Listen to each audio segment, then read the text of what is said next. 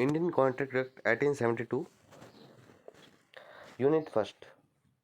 इसमें भारतीय अनुबंध अधिनियम 1872 का वर्गीकरण है। एक अनुबंध को कानूनी रूप से बाध्यकारी समझौते के रूप में या सर फ्रेडरिक पोलक के शब्दों में परिभाषित किया जा सकता है। एक वादा या वादों का सेट जिसे कानून लागू करेगा। भारतीय अनुबंध अधिनियम 1872 की धारा 2H अनुबंध को कानून द्वारा लागू करने योग्य अनुबंध के रूप में परिभाषित करती है। इस प्रकार एक अनुबंध के गठन के लिए एक समझौता होना चाहिए और समझौता कानून द्वारा लागू करने योग्य होना चाहिए।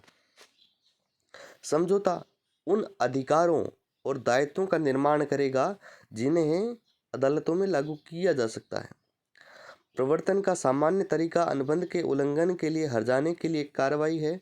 हालांकि कुछ मामलों में अदालत डिफ़ॉल्ट रूप से पार्टी द्वारा प्रदर्शन का आदेश दे सकती है। अनुबंधों की परिवर्तनीयता। अनुबंधों की परिवर्तनीयता में कुछ मूल बिंदु है, जैसे कि पहला बिंदु है शून्य अनुबंध। शून्य अनुबंध वह होता है जहां पूरे लेन देन को शून्य माना जाता है। इसका मतलब है कि पार्टियों के बीच कभी भी अनुबंध नहीं हुआ है। समझौते के तहत प्राप्त किसी भी सामान या धन को वापस करना होगा। जहां आइटम किसी तीसरे पक्ष को फिर से बेचे गए हैं, उन्हें मूल मालिक द्वारा पुनर्प्राप्त किया जा सकता है। दूसरा है रद्द करने योग्य अनुबंध।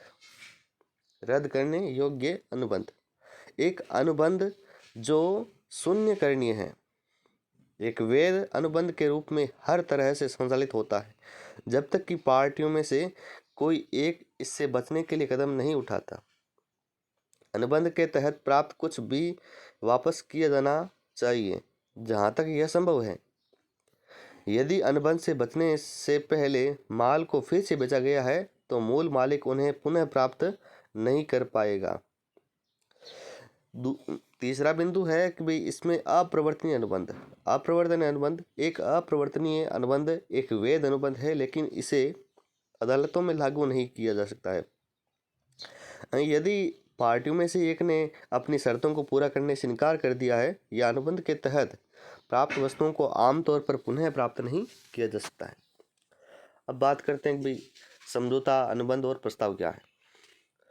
अनुबंध की परिभाषा धारा 2E समझौते को हर वादे और एक दूसरे के लिए विचार करने वाले वादों के हर सेट के रूप में परिभाषित किया गया है और एक वादा एक स्वीकृत प्रस्ताव के रूप में परिभाषित किया गया है। अनुबंध क्या होते हैं?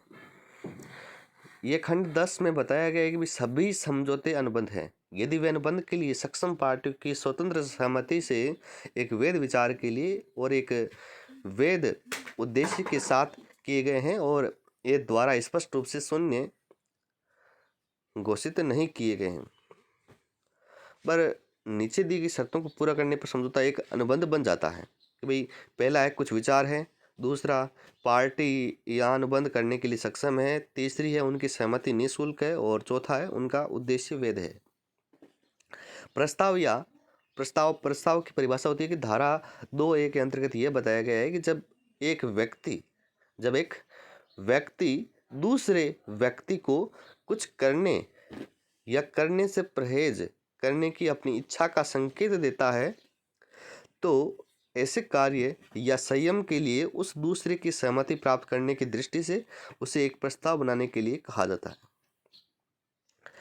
प्रस्ताव शब्दावली खंड 2C, इसमें यह बताया गया है कि प्रस्ताव करने वाले व्यक्ति को वादाकर्ता कहा जाता है और प्रस्ताव को स्वीकार करने वाले व्यक्ति को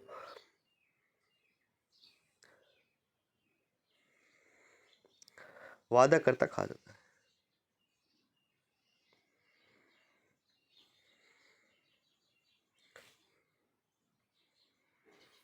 प्रस्तावों का संचार स्वीकृति और निरसन खंड 3, इसके अंतर्गत यह बताया गया है कि प्रस्तावों का संचार, प्रस्तावों की स्वीकृति और प्रस्ताव और स्वीकृतियों का निरसन क्रमशः प्रस्ताव करने, स्वीकार करने या रद्द करने वाले पक्ष के किसी भी कार्य या चूक के द्वारा किया गया माना जाता है, जिसके द्वारा वह इस तरह के प्रस्ताव, स्वीकृति या निरसन या जिसका संचार करने का प्रभाव है। इस प्रकार एक प्रस्ताव को किसी भी तरह से संप्रेषित किया जा सकता है जिसमें प्रस्तावकर्ता के सामने करने या न करने की इच्छा रखने का प्रभाव होता है।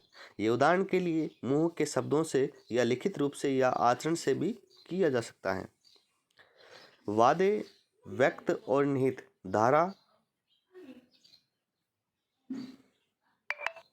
9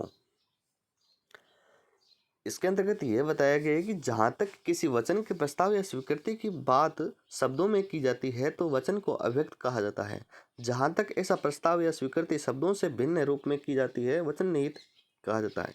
एक प्रस्ताव जो आचरण द्वारा व्यक्त किया जाता है उसे एक निहित प्रस्ताव कहा जाता है, और जो शब्दों, लिखित या बोले के शब्दों द्वारा व्यक्त किया जाता है उसे अव्यक्त प्रस्ताव कहा जाता है। उदाहरण के लिए किसी कार्रवाई पर बोली एक स्वयं सेवा रेस्तरां में खरीदने, एक ₹100 में कदम रखने और खाने योग्य खाने की एक निहित पेशकश है। ये केस लो है अपटन रूरल डिस्ट्रिक्ट काउंसिल बनाम पॉवेल। प्रतिवादी के खेत में आग लग गई। उनका मानना था कि वह अपटन फायर ब्रिगेड की मुफ्त सेवाओं के हकदार थे और इसलिए इसे बुलाया। ब्रिगेड ने आग बुझाई। यह तब पता चला कि प्रतिवादी का खेत अपटन के मुफ्त सेवा क्षेत्र में नहीं था, इसलिए उसने सेवाओं के लिए मुआवजा दिया। अदालत ने कहा कि मामले की सच्चाई यह है कि प्रतिवादी अपटन की सेवाओं चाहता था। उन्होंने अपटन और अपटन की सेवाओं के लिए कहा, उस अनुरोध के जवाब में सेवाएं प्रदान की, इसलिए सेवाओं को उनके लिए भुगतान करने के एक निहित वादे पर प्रदान किया गया था। अब बात आती है कि संचार पूरा होने पर धारा 4 इसमें प्रस्ताव का संचार तब पूरा होता है जब यह उस व्यक्ति के ज्ञान में आता है जिसे यह बनाया गया है।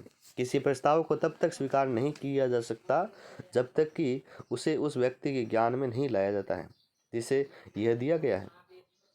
इस सिद्धांत ने इलाहाबाद उच्च न्यायालय को लालमन बनाम गोविंददत्त में इस बिंदु पर एक बहुत ही महत्वपूर्ण प्रश्न से जुड़े मामले से निपटने में सक्षम बनाया।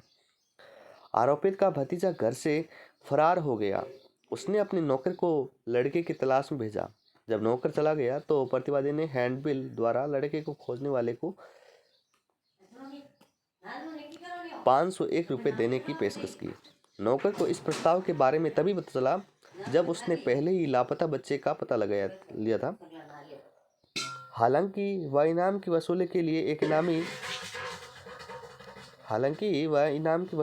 एक नीलामी लाया, लेकिन उसकी कार्रवाई विफल रही।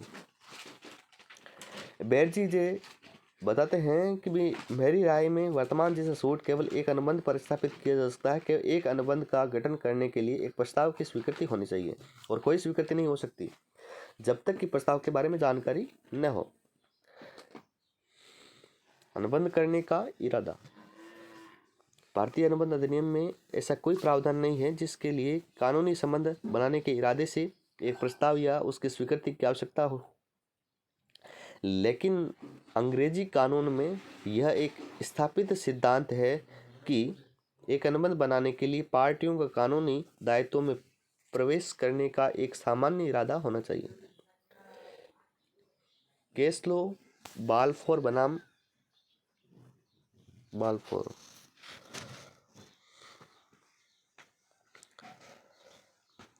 प्रतिवादी और उसकी पत्नी इंग्लैंड में छुट्टी का आनंद ले रहे थे। जब प्रतिवादी सिलोन लौटने वाला था जहां वह कार्यरत था, उसकी पत्नी को उसके स्वास्थ्य के कारण इंग्लैंड में रहने की सलाह दी गई थी। प्रतिवादी रखरखाव के संभावित खर्चों के लिए उसे प्रति माह 30 पाउंड की राशि भेजने के लिए सहमत हो गया। उन्होंने कुछ समय के लिए राशि भेजी, लेकिन बाद में मतभेद हो गए, जिसके परिणामस्वरूप वे अलग हो गए और भत्ता बकाया हो गया। पत्नी का बकाया वसूल करने की कार्रवाई खारिज कर दी गई। पारिवारिक और सामाजिक मामले। कानून के लिए केवल यह आवश्यक है कि पार्टियों को कानूनी परिणामों का इरादा रखना चाहिए। मैकग्रेगर बनाम मैकग्रेगर के मामले में एक पति और पत्नी के बीच एक बाध्यकारी सगाई का चित्रण।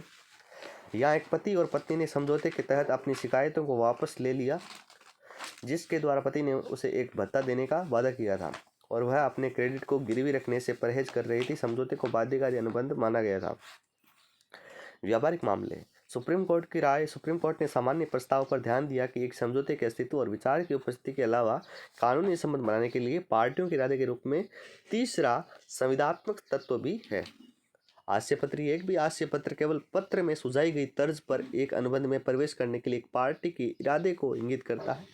यह एक अनुबंध के लिए एक प्रस्ताव बन सकता है। हालांकि जहां एक पत्र में कहा गया था कि इसके बाद एक विस्तृत खरीद आदेश होगा जिसमें एक मध्यस्थता खंड शामिल होगा, यह माना गया था कि पत्र आपूर्ति आदेश नहीं था और इसमें निहित मध्यस्थता खंड स्वयं मध्यस्थता समझौते में फलित नहीं हुआ था। सामान्य ऑफर। शर्तों का पालन करके या प्रतिफल प्राप्त करके स्वीकृति। ये धारा 8 में ये कहा गया है कि भी प्रस्ताव की शर्तों का निष्पादन या किसी प्रस्ताव के साथ पेश किए जा सकने वाले पारस्परिक वादे के लिए किसी भी विचार की स्वीकृति, प्रस्ताव की स्वीकृति। कार्लिल बनाम कार्बोलिक।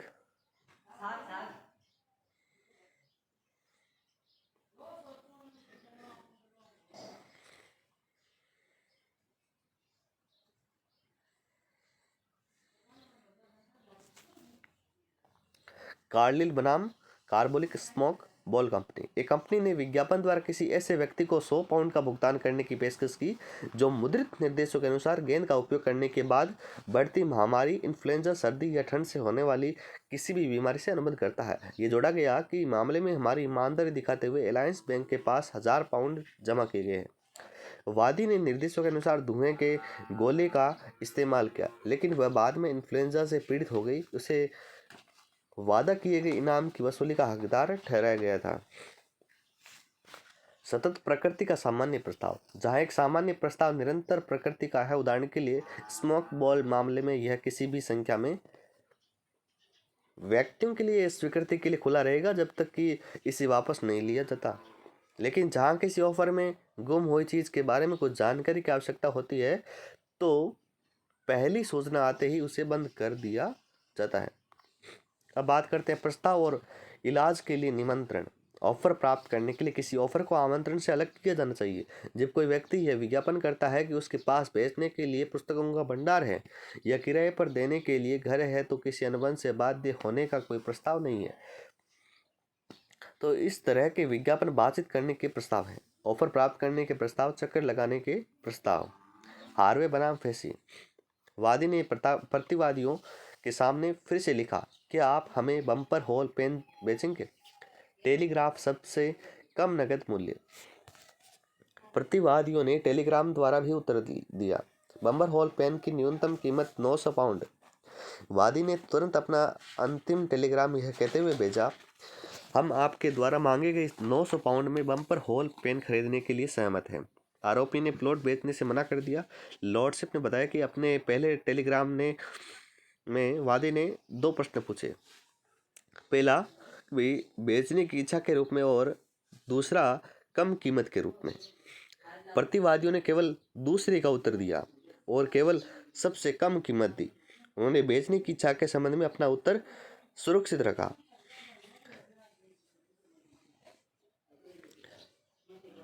इसलिए उन्होंने कोई प्रस्ताव नहीं दिया। वादी का अंतिम तार खरीदने का प्रस्ताव था, लेकिन प्रतिवादियों ने इसे भी कभी स्वीकार नहीं किया।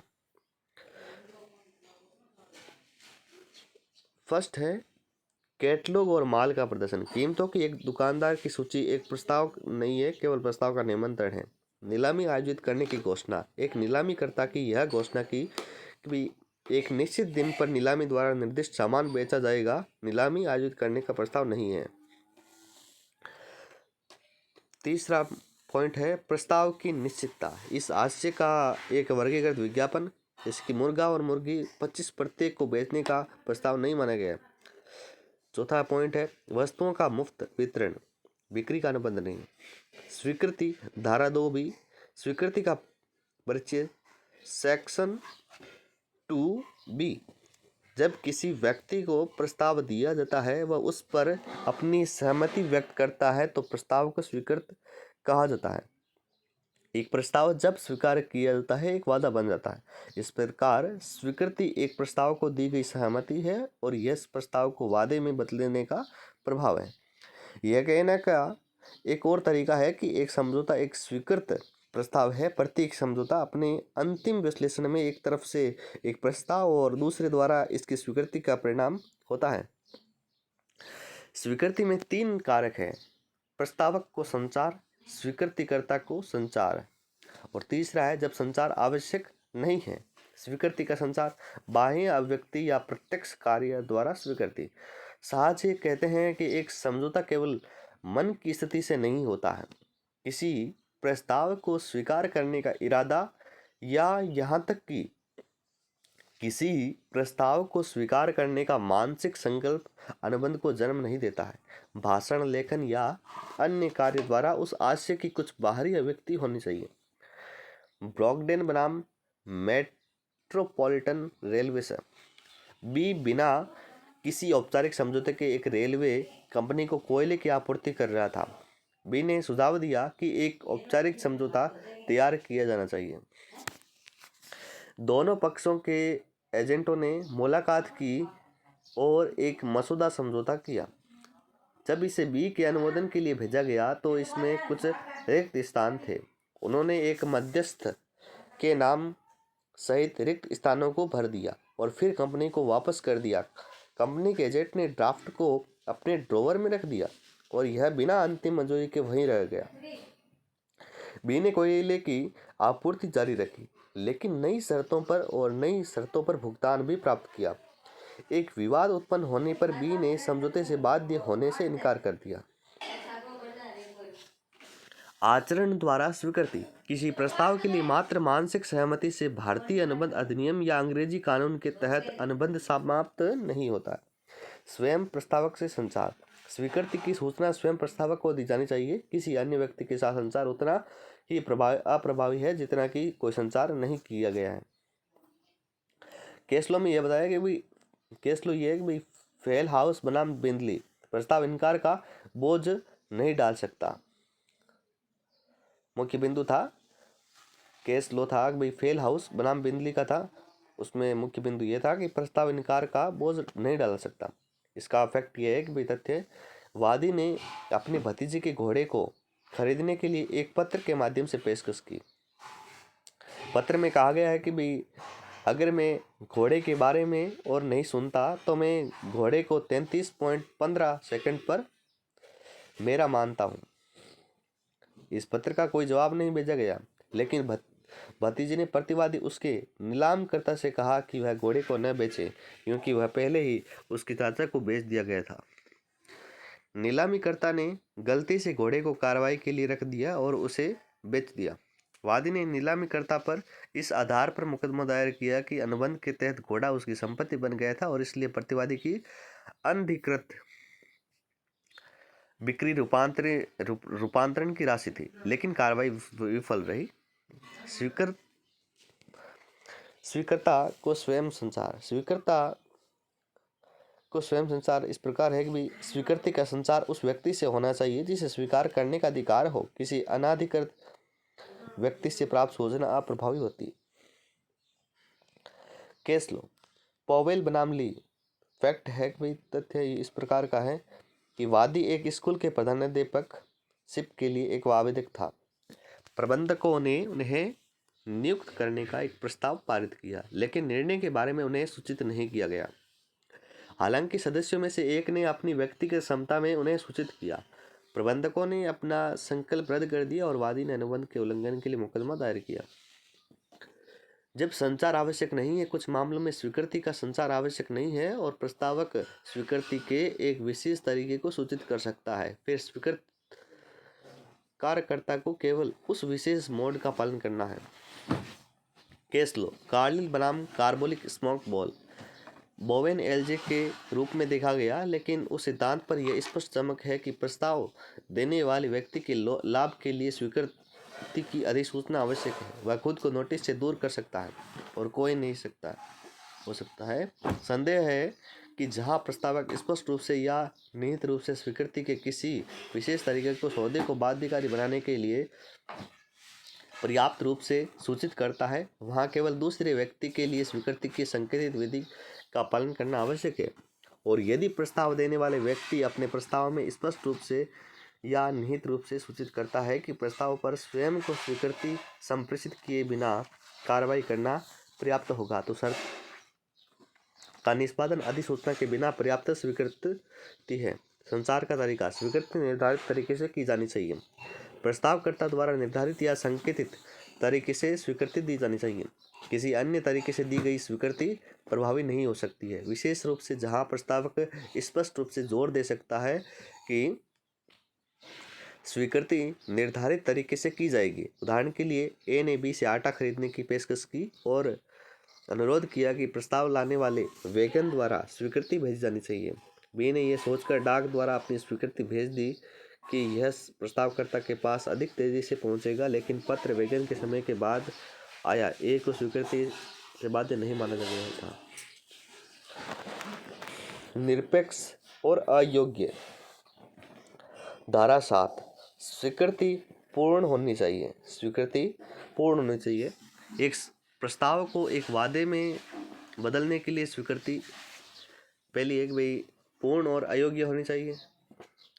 दूसरी है कि कुछ सामान्य और उचित तरीके से व्यक्त की जानी चाहिए, जब तक कि प्रस्ताव उस तरीके को निर्धारित न करे जिसमें इसे स्वीकार किया जाना है। निर्धारित तरीके से प्रस्थान का प्रभाव। निर्धारित तरीके से प्रस्थान का प्रभाव। उस तरीके से एक प्रस्थान स्वयं स्वीकृति को अमान्य नहीं करता है। उचित समय के भीतर ऐसी स्वीकृति को अस्वीकार करने के लिए प्रस्तावक पर एक कर्तव्य डाला जाता है। पहला है कि संचार के निर्धारित मोड से एक मामूली प्रस्थान स्वीकृति के तथ्य को परेशान नहीं करना चाहिए, बशर्ते हैं कि संचार समान रूप से शीघ्र तरीके से किया गया हो। दूसरा है, एक मामले में जहां प्रस्तावकर्ता को डाक की वापसी द्वारा उत्तर देने के लिए कहा गया था, यह राजकोष चैम्बर के न्यायालय द्वारा कहा गया था कि किसी अन्य तरीके से समान रूप से शीघ्रता से भेजा गया उत्तर एक वैध स्वीकृति का गठन करेगा। जहाँ कोई तरीका निर्धारित नहीं है, उचित और सामान्य तरीका। जहाँ स्वीकृति का कोई तरीका निर्धारित नहीं है, स्वीकृति कुछ सामान्य और उचित तरीके से व्यक्त की जानी चाहिए। भारतीय अनुबंध अधिनियम, भारतीय अनुबंध कानून के अनुसार पद एक उचित तरीका है।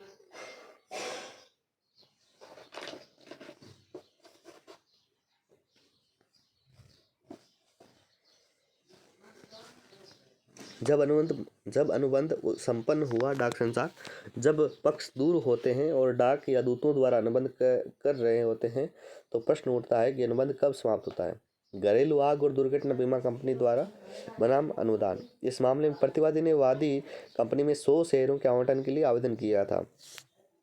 प्रतिवादी को उनके आवास पर संबंधित आवंटन पर पत्र नियत समय पर पोस्ट किया गया था, लेकिन यह प्रतिवादी तक कभी नहीं पहुंचा। फिर भी वह स्वीकृति से बंधे हुए थे। धारा 4, संचार पूरा होने पर केवल अंतर जो अनुभाग बनाता है वह स्वीकृता की स्थिति में है। इंग्लैंड में जब स्वीकृति पत्र पोस्ट किया जाता है तो प्रस्तावक और स्वीकर्ता दोनों अपरिवर्तनीय रूप से बाध्य हो जाते हैं, लेकिन भारत में स्वीकर्ता केवल अपनी स्वीकृति पोस्ट करने से बाध्य नहीं होता है। वह तभी बाध्य होता है जब उसकी स्वीकृति प्रस्तावक के ज्ञान में आती है। पोस्टिंग और स्वीकृति की सुपुर्दगी के बीच के अंतराल का उपयोग स्वीकर्ता द्वारा अपनी स्वीकृति को एक त्वरित संचार द्वारा रद्द करने के लिए किया जा सकता है, जो स्वीकृति से आगे निकल जाएगा।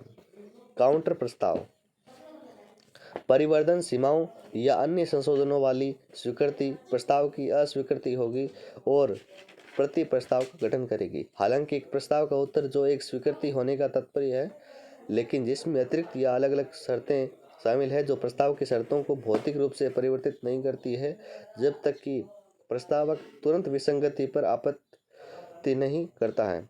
यदि वह आपत्ति नहीं करता है तो अनुबंध की शर्तें स्वीकृति में निहित संशोधनों के साथ प्रस्ताव की शर्तें होगी। यदि प्रस्ताव में कोई ऐसा तरीका निर्धारित किया गया है जिसमें इसे स्वीकार किया जाना है और स्वीकृति इस तरह से नहीं की गई है, तो प्रस्तावक स्वीकृति की सूचना दिए जाने के बाद एक उचित समय के भीतर इस बात पर जोर दे सकता है कि उसका प्रस्ताव निर्धारित में स्वीकार किया जाएगा, ढंग और अन्यथा नहीं। लेकिन अगर वह ऐसा करने में विफल रहता है तो वह स्वीकृति स्वीकार कर लेता है। आंशिक स्वीकृति संपूर्ण प्रस्ताव की होनी चाहिए। पेशकशकर्ता अपनी शर्तों के एक हिस्से को स्वीकार नहीं कर सकता है जो उसके अनुकूल है और बाकी को अस्वीकार कर देता है। इस तरह की स्वीकृति एक अन्य प्रकार का प्रति प्रस्ताव है और प्रस्तावक को बाध्य नहीं करता। प्रस्ताव के संदर्भ में पूछताछ। किसी प्रस्ताव की शर्तों की जांच मात्र एक प्रति प्रस्ताव के समान नहीं है। प्रस्ताव की स्वीकृति पर मध्यस्थता खंड सहित मूल प्रस्ताव के नियमों और शर्तों के आधार पर अनुबंध बनाया जाएगा। बाद में शर्त के साथ स्वीकृति। यदि स्वीकृति बाद में एक शर्त रखती है तो इसका प्रति प्रस्ताव का प्रभाव नहीं हो सकता है। इस प्रकार जहां एक स्वीकृति ने कहा शर्तें स्वीकार की जाती है, 5 फरवरी तक 25,000 रुपये नकद नीचे भेज दें। अन्यथा निकासी के अधीन स्वीकृति यह एक प्रति प्रस्ताव नहीं था, लेकिन एक चेतावनी के साथ स्वीकृति थी कि अगर ये पैसा अनुबंध नहीं भेजा गया था टूटा हुआ माना जाएगा। प्रति प्रस्ताव की स्वीकृति। यहाँ तक कि जहाँ प्रस्ताव की स्वीकृति पूर्ण और अयोग्य नहीं है, प्रस्तावक बाध्य हो सकता है यदि उसके बाद के आचरण से वह इंगित करता है कि उसने निर्धारित योग्यताएं स्वीकार कर ली है। हरगोपाल बनाम People's Bank of Northern India. शेयरों के लिए एक आवेदन बैंक द्वारा एक वचनबद्धता पर सशर्त किया गया था कि आवेदक को स्थानीय शाखा का स्थायी निर्देशक नियुक्त किया जाएगा।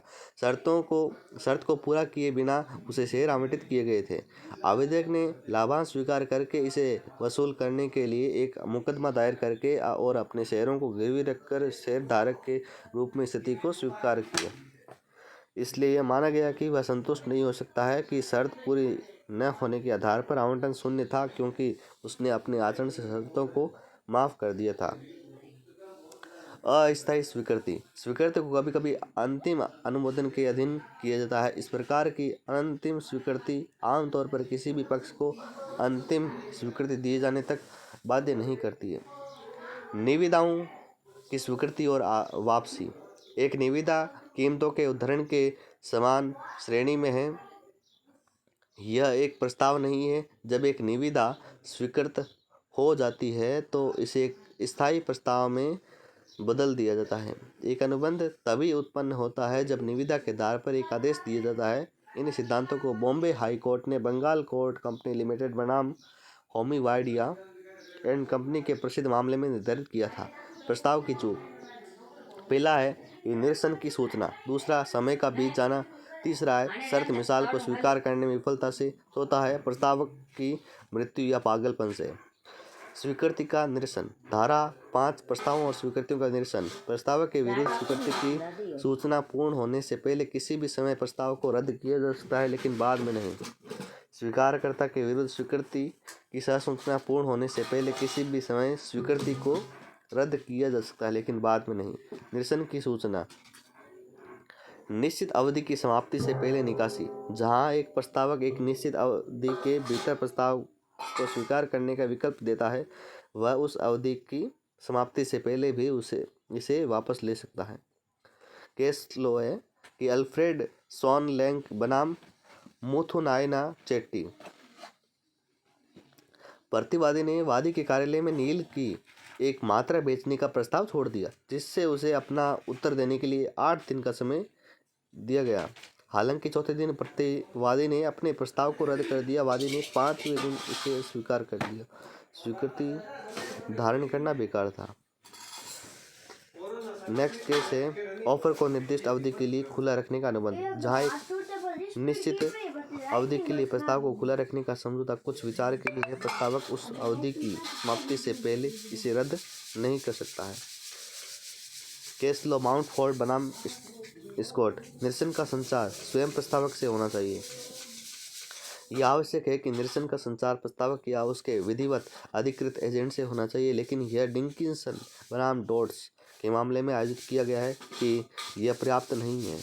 यदि प्रस्तावकर्ता को विश्वसनीय रूप से पता है कि प्रस्ताव वापस से लिया गया है। पर सामान्य प्रस्तावों का निरसन, जहाँ एक सामान्य प्रकृति का प्रस्ताव समाचार पत्रों के माध्यम से प्रकाशित किया जाता है, इसे उसी मीडिया द्वारा वापस लिया जा सकता है और निरसन प्रभावी होगा, भले ही कोई विशेष व्यक्ति वापसी के बाद वापसी की अज्ञानता में अपनी शर्तों का पालन करता हो। केसलो स्कारसम रामनाथन बनाम एनटीसी लिमिटेड। ताज़ा प्रस्ताव द्वारा प्रस्तावों का अधिक्रमण, जहां स्वीकृति से पहले प्रस्ताव को इसके कुछ हिस्सों में नवीनीकृत किया जाता है और पूरी तरह से नहीं जैसा कि पहले प्रस्ताव किया गया था, और पत्र इसे पहले के संचार को खत्म करने के लिए कहता है। ऐसा प्रस्ताव अब स्वीकृति के लिए उपलब्ध नहीं है।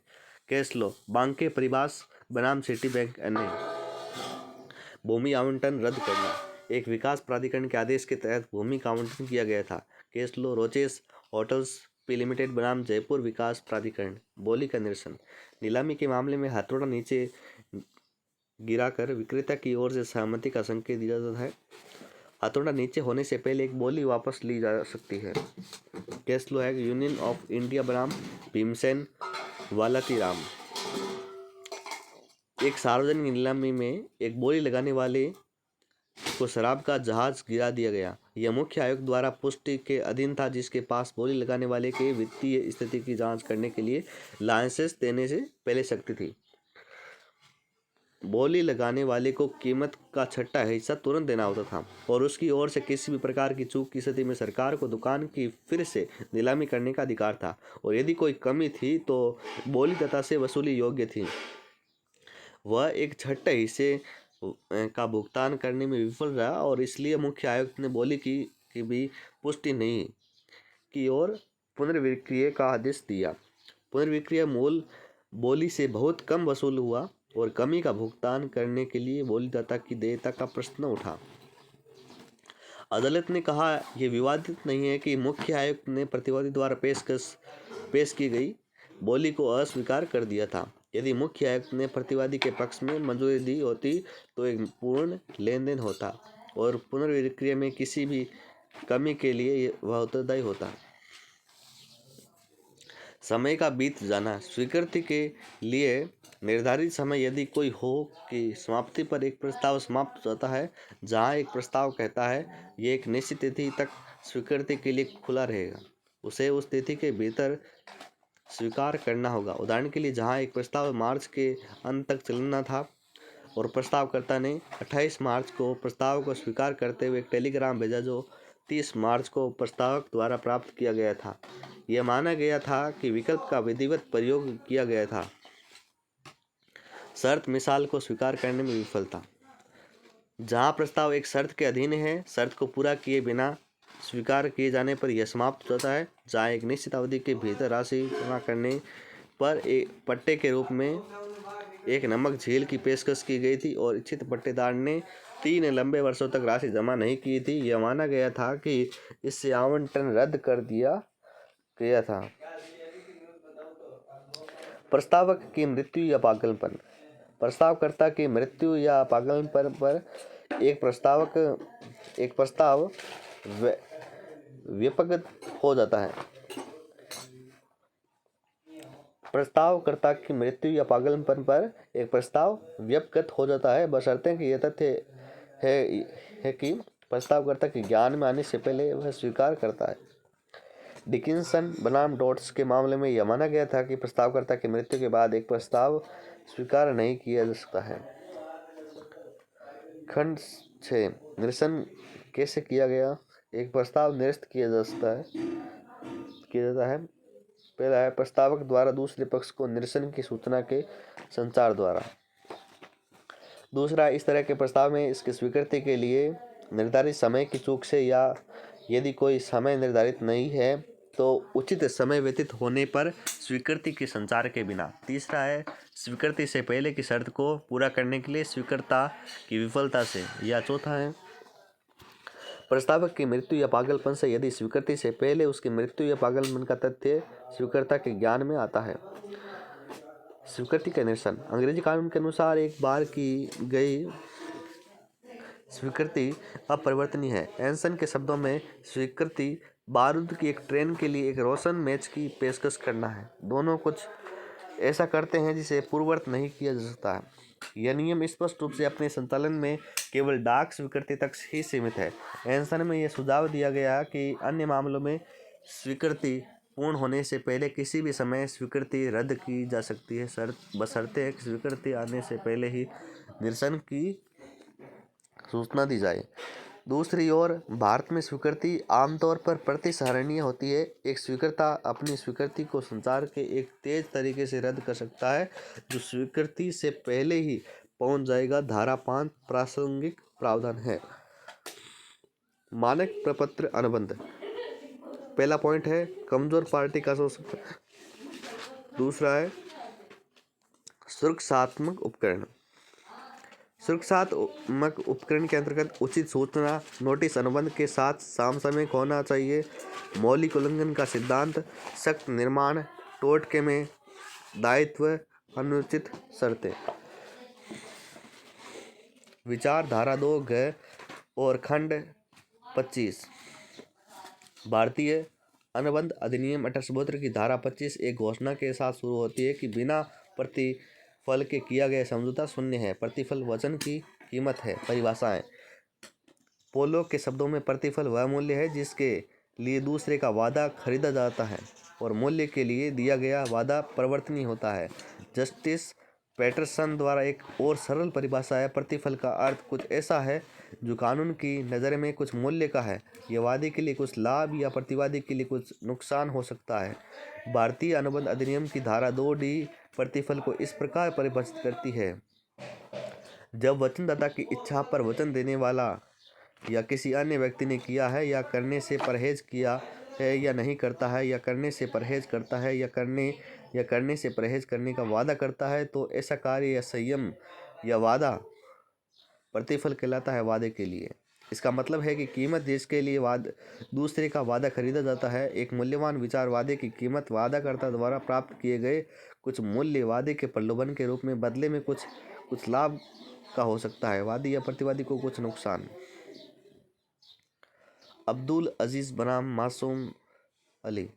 एक मस्जिद के पुनर्निर्माण के लिए 500 रुपये की सदस्यता का वादा पूरा नहीं हुआ। मस्जिद समिति के सचिव ने वादे को लागू करने के लिए एक मुकदमा दायर किया। वादा किया गया वादा लागू करने योग्य नहीं है क्योंकि वादाकर्ता के लिए लाभ के अर्थ में कोई विचार नहीं है।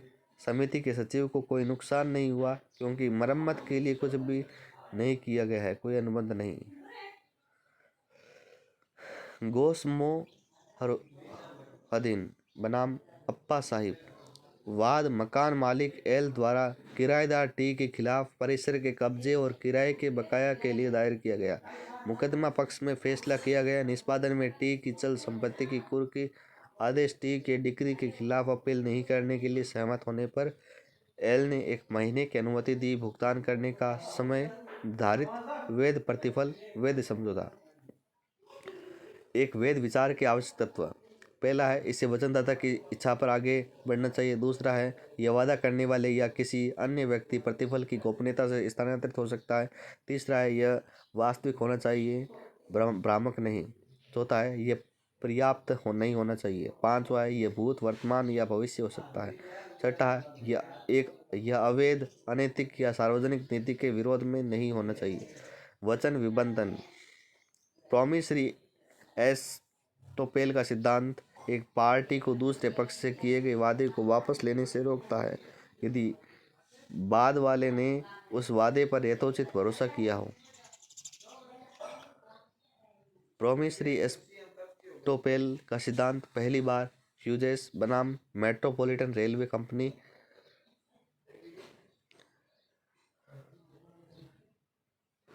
2799 में विकसित किया गया था लेकिन कुछ समय के लिए खो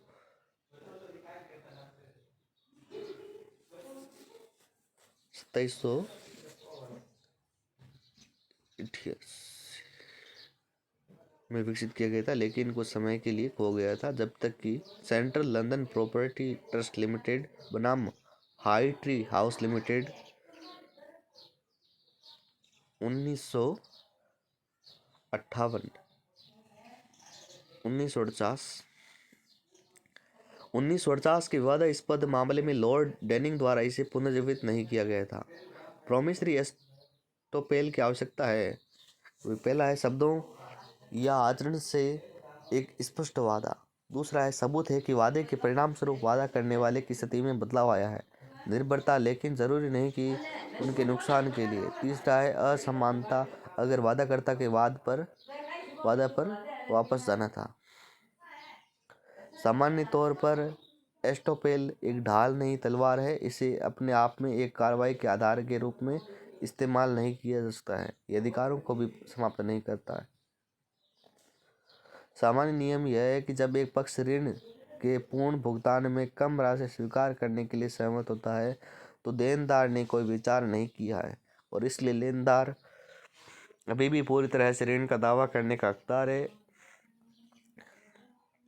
यह मामला नहीं है यदि देनदार पहले की तारीख की तुलना में पहले की तारीख पर भुगतान की पेशकश करता है, क्योंकि लेनदार को भुगतान जल्दी प्राप्त करने के लाभ को शेष ऋण को माफ़ करने के वादे के लिए विचार के रूप में माना जा सकता है।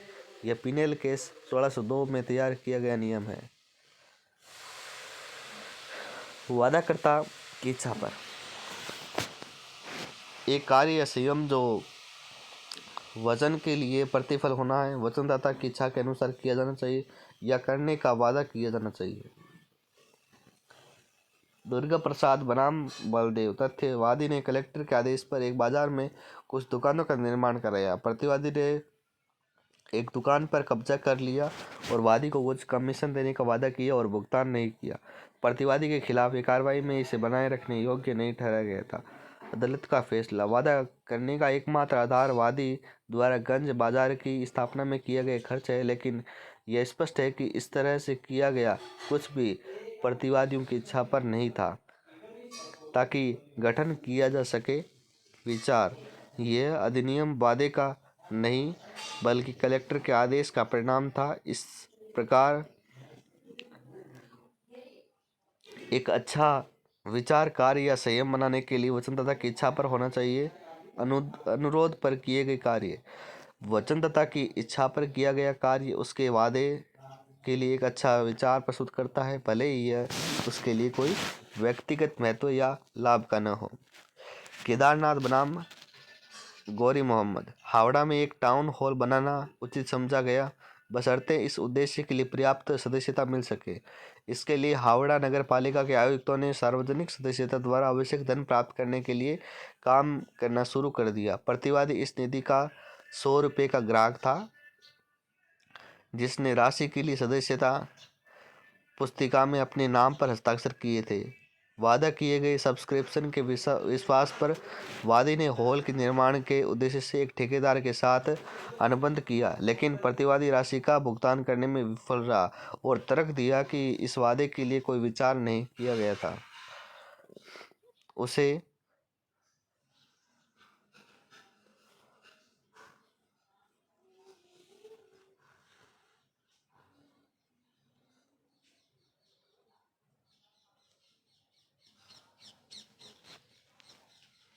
उत्तरदायी ठहराया गया था।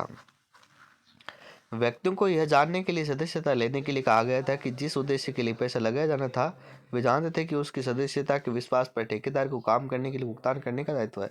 वादा है निर्माण के लिए एक अनुबंध में प्रवेश करने के लिए आपकी सहमति के विचार में मैं इसके लिए पैसे की आपूर्ति करने का विचार देता हूँ। ठेकेदार के साथ अनुबंध करने में वादी का कार्य प्रतिवादी वादाकर्ता की इच्छा पर किया गया था ताकि धारा 2D के अर्थ के भीतर प्रतिफल का गठन किया जा सके। धर्मार्थ प्रकृति के वादे। दोरास्वामी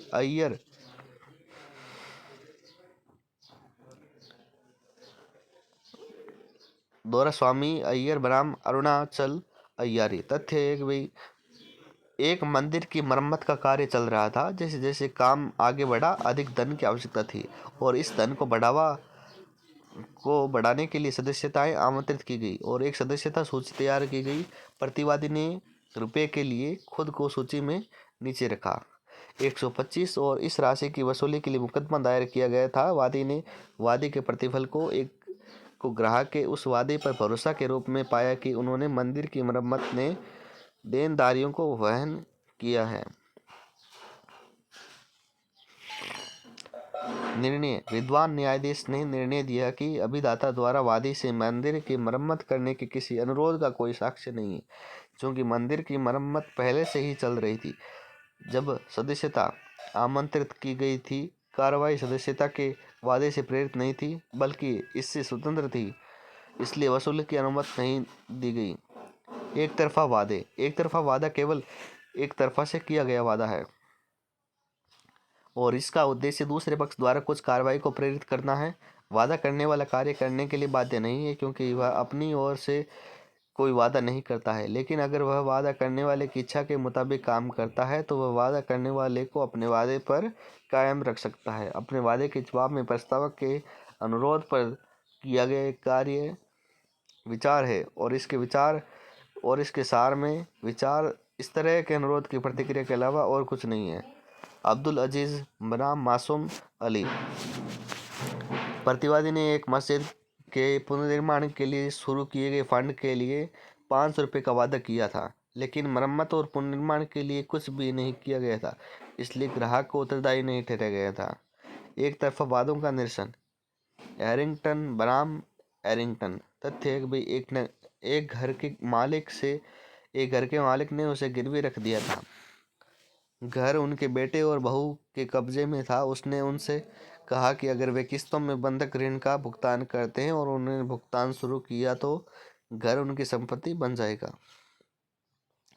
निर्णय था कि पिता का वादा एक तरफा अनुबंध था, किस्तों का भुगतान करने के उनके कार्य के बदले में घर का वादा। एक बार जब दंपति ने अधिनियम के प्रदर्शन पर प्रवेश किया तो उसके द्वारा इसे रद्द नहीं किया जा सकता था, लेकिन अगर वे इसे अधूरा और अप्रभावित छोड़ देते हैं तो यह उसे बांधना बंद कर देगा। प्रॉमिसरी एस्टोपेल और सरकारी एजेंसियां। केरल के पूर्णिमा में ऑयल मिल्स राज्य सरकार जिनमें से कुछ उद्योगों की स्थापना की गई। पुसेंस में बिक्री कर से व्यापक छूट के अपने पहले वादे पर वापस जाने के लिए अनुमति नहीं दी। अधिसूचना के बाद स्थापित उद्योगों के लिए छूट को कम करने वाली एक बाद की अधिसूचना को लागू किया गया था। एक वादा जो सार्वजनिक नीति के खिलाफ है या एक वैधानिक निषेध का उल्लंघन है, एक विराम का आधार पर नहीं हो सकता है। लाइसेंसधारी का एस्टोपेल एक व्यक्ति जिसने प्रतिकूल कब्जे से परिषद की भूमि पर स्वामित्व प्राप्त कर लिया था, बाद में परिषद से एक टर्म लाइसेंस के तहत इसे धारण करने के लिए सहमत हो गया। कार्यकाल की समाप्ति पर परिषद ने उन्हें कब्जा सौंपने के लिए उन्होंने प्रतिकूल कब्जे से अपने शीर्षक पर जोर देने की कोशिश की। उसे ऐसा करने की अनुमति नहीं थी। उन्होंने जो भी अधिकार हासिल किए वे नई व्यवस्था के तहत प्रतिस्थापित हो गए, जिसे उन्होंने स्वेच्छा से स्वीकार कर लिया। नई व्यवस्था ने उसके खिलाफ एक वचनबंध का गठन किया। अनुबंध और प्रतिफल की गोपनीयता। वादा करने वाला या कोई अन्य व्यक्ति। इसका मतलब यह है कि जब तक किसी वादे के लिए प्रतिफल है यह महत्वहीन है जिसने इसे प्रस्तुत किया है। यह वचन देने वाले से हट सकता है या यदि वचनदाता को कोई आपत्ति नहीं है तो किसी अन्य व्यक्ति से। डटन बनाम पुले। फैक्ट ये है कि भाई एक व्यक्ति की शादी करने के लिए एक बेटी थी और उसे शादी का हिस्सा देने के लिए वह उस लकड़ी को बेचने का इरादा रखता था जिसकी उस समय उसके पास थी। उनके बेटे प्रतिवादी ने वादा किया था कि अगर पिता उनके अनुरोध पर बेचने से मना करेंगे तो वह बेटी को 1000 पाउंड का भुगतान करेंगे। पिता ने तदनुसार मना किया, लेकिन प्रतिवादी ने भुगतान नहीं किया। राशि के लिए बेटी और उसके पति ने प्रतिवादी पर मुकदमा दायर किया। निर्णय। अदालत ने कहा कि अगर कोई आदमी कहता है मुझे एक घोड़ा दो, मैं तुम्हारे बेटे को 10 पाउंड दूंगा, तो बेटा कार्रवाई कर सकता है क्योंकि उपहार बेटे को लाभ के प्रतिफल पर था और पिता अपने बच्चों को प्रदान करने के लिए प्राकृतिक स्नेह से बाध्य है। पिता से अपने बच्चों के प्रति स्नेह का ऐसा स्पष्ट विचार था जिसके लिए प्रकृति उसे प्रदान करने के लिए बाध्य है कि पिता के प्रति सम्मान और वादा बच्चों तक अच्छी तरह से विस्तारित हो सके। समझौते का पूरा उद्देश्य वादी को एक हिस्सा प्रदान करना था। बेटी को लकड़ी रखने की अनुमति देना और फिर भी अपनी बहन को उसके हिस्से से वंचित करना बहुत ही अनुचित होता। तदनुसार उन्हें उत्तरदायी ठहराया गया था। लाभार्थी की स्थिति जो पार्टी नहीं है। ट्विडल बनाम एटकिंसन अंग्रेजी कानून के अनुसार तथ्य यह भी वादी का विवाह एक जी की बेटी से होना था और इस इच्छित विवाह जी के विचार में और वादी के पिता ने एक लिखित समझौता किया जिसके द्वारा यह सहमति हुई कि प्रत्येक वादी को एक राशि का भुगतान करेगा। जी ऐसा करने में विफल रहा और वादी ने अपने निष्पादकों पर मुकदमा दायर किया। कोर्ट आयोजित हालांकि अनुबंध का एकमात्र उद्देश्य वादी को लाभ प्राप्त करना था, उसे मुकदमा करने की अनुमति नहीं थी क्योंकि अनुबंध उसके पिता के साथ किया गया था और उसके साथ नहीं। यह माना गया था कि कोई भी अजनबी अनुबंध का लाभ नहीं उठा सकता है, हालांकि यह उसके लाभ के लिए बनाया गया है। मामले ने बाद में अनुबंध की गोपनीयता के सिद्धांत के रूप में जाने की नींव रखी, जिसका अर्थ है कि अनुबंध केवल पार्टियों के बीच एक अनुबंध है, कोई तीसरा व्यक्ति उस पर मुकदमा नहीं कर सकता है, भले ही यह उसके लाभ के लिए स्पष्ट रूप से बनाया गया हो। Dunlop Pneumatic Tyre Company v Selfridge and company.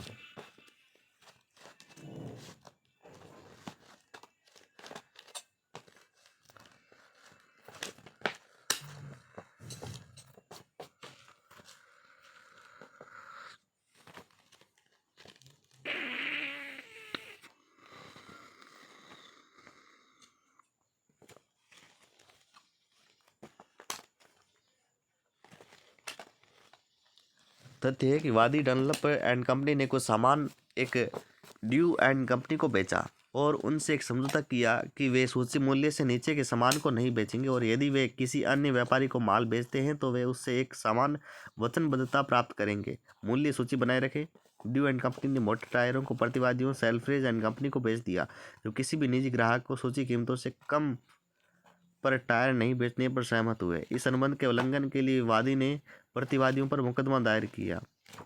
न्यायालय आयोजित यह मानते हुए कि वादी अज्ञात प्रधानाध्यापक थे, उनकी ओर से प्रतिवादियों पर कोई विचार नहीं किया गया और यह कि अनुबंध उनके द्वारा अप्रवर्तनीय था। केवल एक व्यक्ति जो अनुबंध का पक्षकार है उस पर मुकदमा कर सकता है।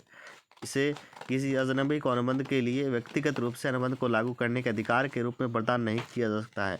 इसके अलावा यदि कोई व्यक्ति जिसके साथ अनुबंध किया गया है जो मुहर के अधीन नहीं है उसे इसे लागू करने में सक्षम होना है तो उसके द्वारा विचार किया जाना चाहिए।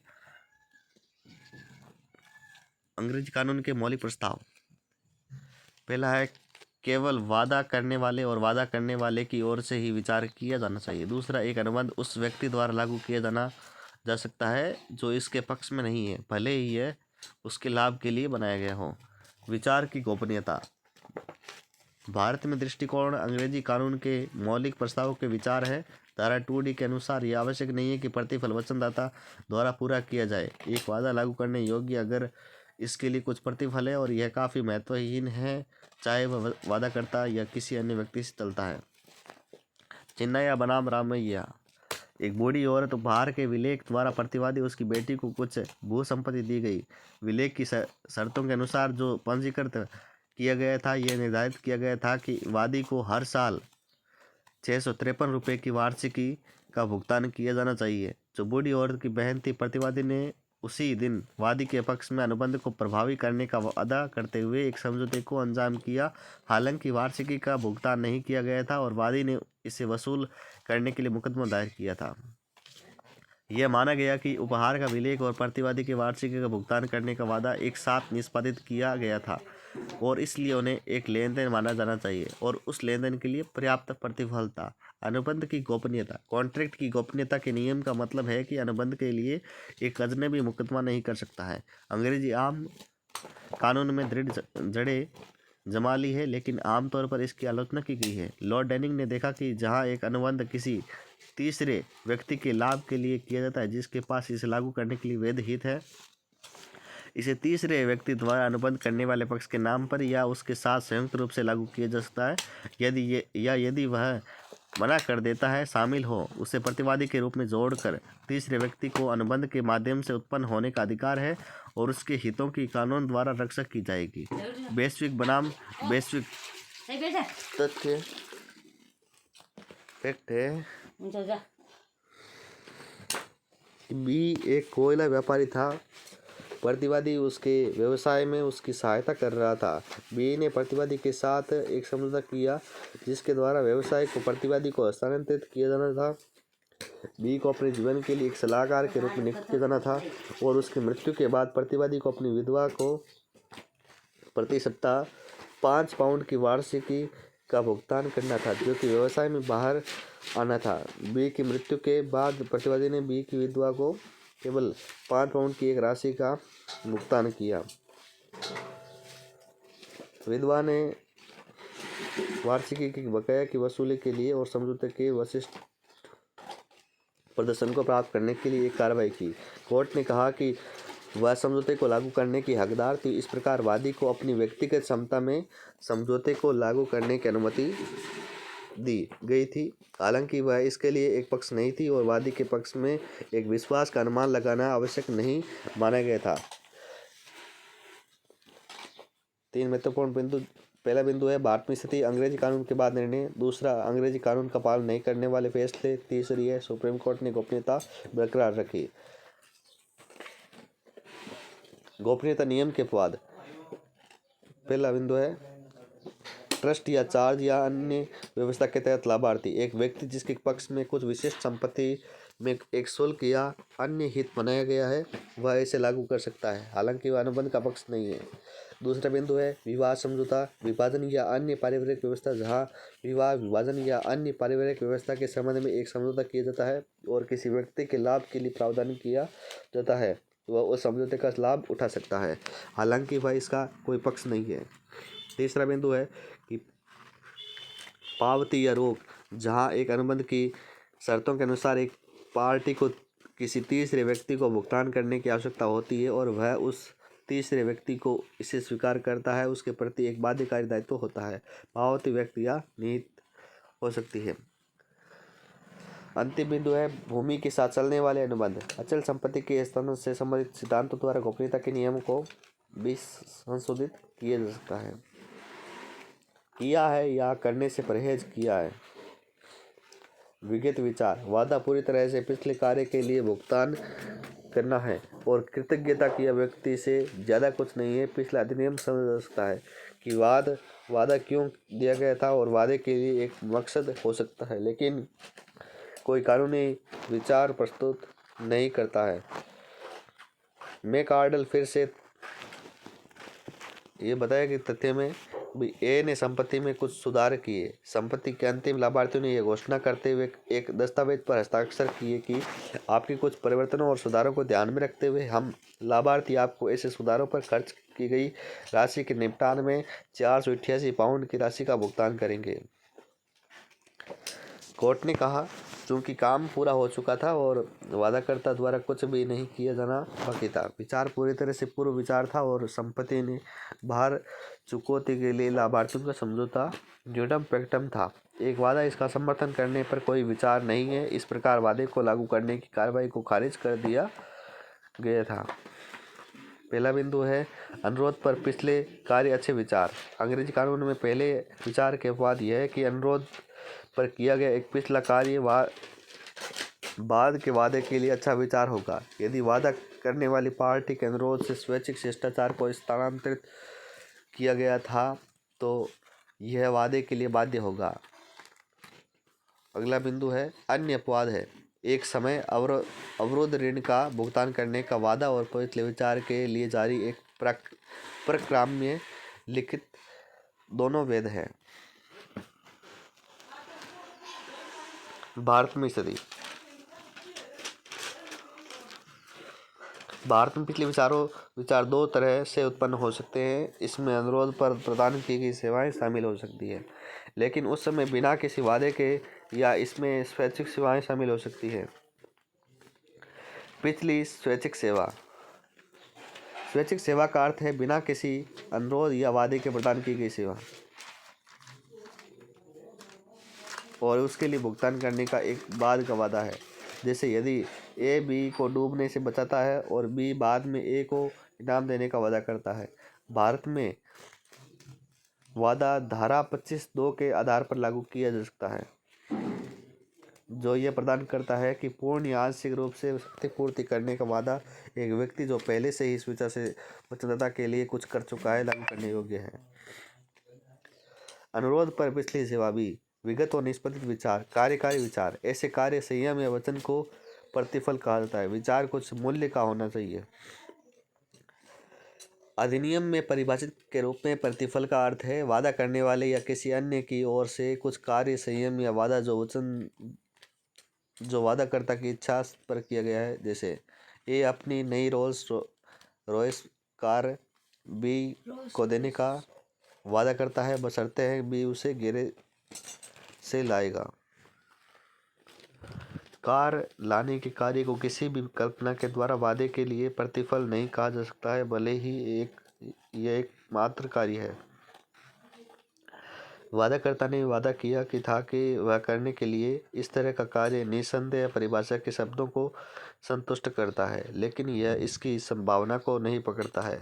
यही कारण है कि अंग्रेजी आम कानून ने जोर देकर कहा कि कानून की नज़र में विचार कुछ मूल्य का होना चाहिए, यह वास्तविक होना चाहिए और भ्रामक नहीं होना चाहिए, चाहे पर्याप्त हो या नहीं। जब तक कि विचार असत्य नहीं है, यह केवल मामूली मूल्य का होने पर पर्याप्त है।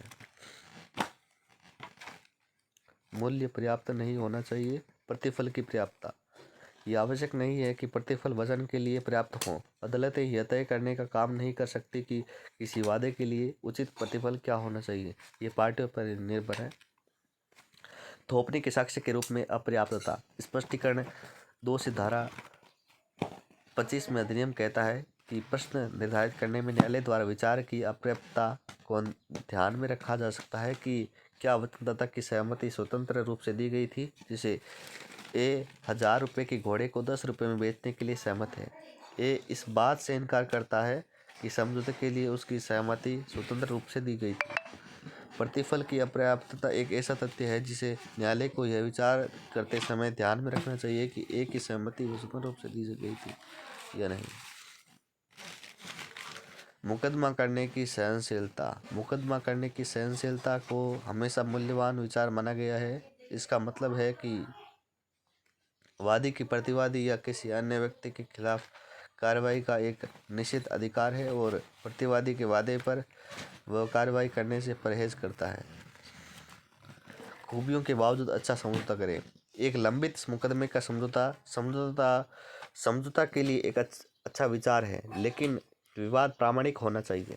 समझौता एक अच्छा विचार है किसी भी पक्ष के दावे के गुणों के बावजूद और यहाँ तक कि जहाँ पार्टियों के मन में उनके संबंधित अधिकारों के बारे में कुछ संदेह है। मौजूदा कर्तव्यों का प्रदर्शन। कानूनी दायित्वों का प्रदर्शन। प्रतिफल कुछ और होना चाहिए जो वादा करने वाला पहले से ही करने के लिए बाध्य है। एक कानूनी कर्तव्य का प्रदर्शन एक वादे के लिए कोई विचार नहीं है। संविधात्मक दायित्वों का प्रदर्शन। पहला बिंदु है कि ए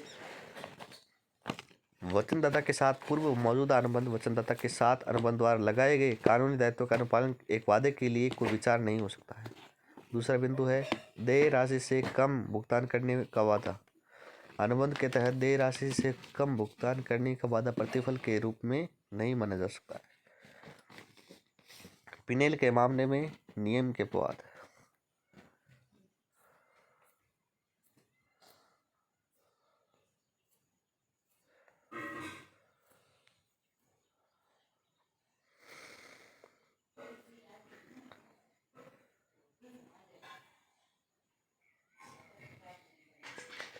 पिनेल के मामले में नियम के अपवाद है। पहला है बिंदु तृतीय पक्ष द्वारा आंशिक भुगतान। किसी तृतीय पक्ष द्वारा आंशिक भुगतान संपूर्ण ऋण का एक अच्छा प्रतिफल हो सकता है। दूसरा है रचना। तीसरा है समय से पहले भुगतान। चौथा है प्रोमिसरी एस्टोपेल। भारतीय अनुबंध अधिनियम के तहत स्थिति अलग भी बी में बताया गया कि तीसरे पक्ष के साथ पहले से मौजूद अनुबंध। विचार और मकसद। विचार को मकसद या दायित्व को पूरा करने की पवित्र इच्छा से अलग किया जाना चाहिए। उद्देश्य विचार के साथ एक ही बात नहीं है। थॉमस बनाम थॉमस। तथ्य। एक वसीयतकर्ता ने अपनी मृत्यु पर गवाहों के सामने मौखिक रूप से कहा था कि वह चाहता था कि उसकी पत्नी को उसके जीवन के लिए कुछ परिसरों का आनंद लेना चाहिए। निष्पादक, जो ऐसी इच्छा और परिसर को ध्यान में रखते हुए भी सौंपे गए थे, विधवा के साथ उसे परिसर देने के लिए सहमत हुए, बशर्ते वह निष्पादकों को जमीन के किराए के लिए 1 पाउंड की राशि का भुगतान करेगी और रख देगी। उक्त मकान की मरम्मत की जा रही है। न्यायालय आयोजित। निष्पादकों और विधवा के बीच समझौते के लिए विचार के सवाल पर अदालत ने बताया कि समझौते का मकसद निर्विवाद रूप से वसीयतकर्ता की इच्छाओं का सम्मान था, लेकिन यह समझौते के लिए कानून विचार का हिस्सा नहीं था। मकसद को विचार के साथ भ्रमित नहीं किया जाना चाहिए। हालांकि समझौते को बाध्यकारी माना गया था क्योंकि जमीन के किराए का भुगतान करने का उपक्रम एक पर्याप्त प्रतिफल था। विचार करने के लिए अपवाद। अंग्रेजी कानून में मोहर के तहत अनुबंध। अंग्रेजी कानून में मोहर के तहत एक अनुबंध प्रतिफल के बिना लागू करने योग्य है। एंसन के शब्दों में अंग्रेजी कानून के केवल 2 प्रकार के अनुबंध को मान्यता देता है। विलेख द्वारा किया गया अनुबंध जो मोहर के नीचे है, जिसे एक विलेख या विशेषता कहा जाता है, और साधारण अनुबंध। मोहर के तहत एक अनुबंध का मतलब एक अनुबंध है जो लिखित रूप में होता है और जिस पर हस्ताक्षर, मोहरबंद और वितरित किया जाता है। सेक्शन 25 के तहत अपवाद अनुबंध अधिनियम भारत में 25 ये बताता है कि बिना प्रतिफल के किया गया करार तब तक शून्य है जब तक कि यह लिखित और पंजीकृत है या किए गए किसी काम की भरपाई करने का वादा है। पहला बिंदु है प्राकृतिक प्रेम और स्नेह। निकट संबंधियों के बीच स्वाभाविक प्रेम और स्नेह पर आधारित एक लिखित और पंजीकृत समझौता बिना किसी विचार के लागू किया जा सकता है। उदाहरण के लिए, पत्नी को भरण पोषण प्रदान करने के लिए एक पुरुष और उसकी पत्नी के बीच एक पारिवारिक समझौता किया गया था। इसे लागू करने योग्य माना गया क्योंकि यह पारिवारिक सद्भाव में संतुष्टि और मन की शांति प्राप्त करने के लिए था। दूसरा है विगत स्वैच्छिक सेवा। पूर्ण या आंशिक रूप से क्षतिपूर्ति करने का वादा। एक व्यक्ति जो पहले ही स्वेच्छा से वचनदाता के लिए कुछ कर चुका है, प्रवृत्ति है। तीसरा है काल बाधित ऋण। काल बाधित ऋण का भुगतान करने का वचन प्रवृत्ति नहीं होता है। वादा लिखित रूप में होना चाहिए। इस पर वचनदाता या उसके एजेंट द्वारा आमतौर पर या उस संबंध में विशेष रूप से अधिकृत द्वारा हस्ताक्षर किए जाने चाहिए। उपहार वास्तव में बने एस 25 सेक्शन 25 वाक्य फर्स्ट। प्रतिफल के प्रावधानदाता और प्राप्तकर्ता के बीच किसी उपहार की वैधता को प्रभावित नहीं करते हैं जो वास्तव में किया गया है। चल का एक उपहार जो वितरण द्वारा पूरा किया गया है और चल का उपहार जिसे पंजीकरण द्वारा सिद्ध किया गया है, केवल विचार की कमी के आधार पर उनकी वैधता के बारे में सवाल नहीं किया जा सकता है। उनसे अन्यथा पूछताछ की जा सकती है। चाहे संपत्ति का उपहार पंजीकृत विलेख द्वारा